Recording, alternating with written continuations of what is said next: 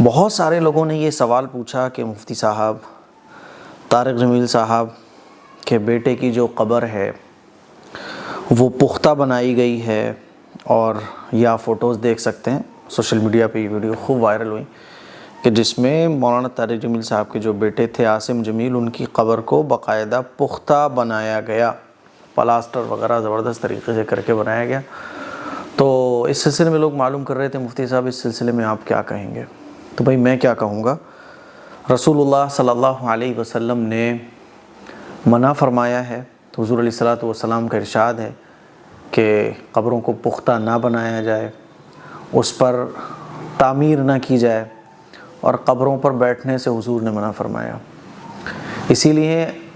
امام ابو حنیفہ، امام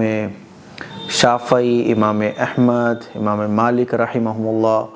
اور جتنے بھی صحابہ گزرے ہیں، ہے نا، اور جتنے بڑے بڑے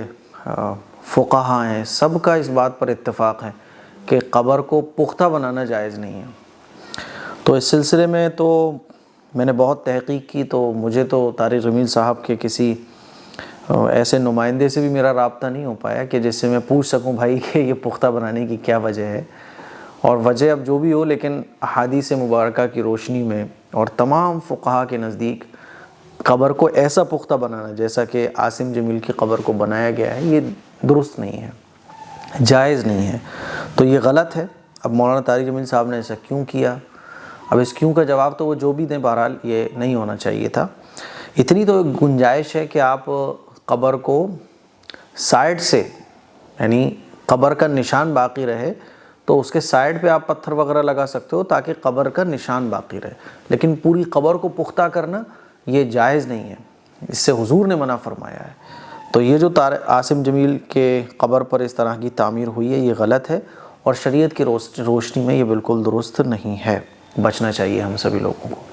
تو مجھے امید ہے لوگ معلوم کر رہے تھے مفتی صاحب آپ، کیونکہ میں نے اس سے پہلے قرآن خوانی پر اور بہت ساری باتوں پر میں نے طارق جمیل صاحب کی طرف سے وضاحت کی ہے نا، کہ بھئی ایسا ہو سکتا ہے، کیونکہ بہت ساری چیزیں ایسی ہیں جن میں پہلو نکل سکتا ہے کہ یہ چیز ہو سکتا ہے اس وجہ سے ہوئی ہو، تو وہ پہلو نکالا جا سکتا ہے، لیکن اس میں کوئی پہلو نکالنے کی گنجائش ہی نہیں ہے۔ تو مجھے امید ہے کہ آپ کو اچھے طریقے سے سمجھ آ گیا ہوگا۔ ہاں، قبر پر آپ تختی لگا سکتے ہیں کہ بھئی یہ فلاں کی قبر ہے، نشانی کے لیے، ہے نا، بلکہ بعض علماء نے تو امام محمد رحمۃ اللہ علیہ، جو کہ امام اعظم ابو حنیفہ رحمۃ اللہ علیہ کے شاگرد ہیں، اور بہت سارے فقہاء نے تو یہ تک کہا ہے کہ قبر کھودنے میں جو مٹی نکلتی ہے نا، وہی مٹی قبر کے اوپر ڈالنا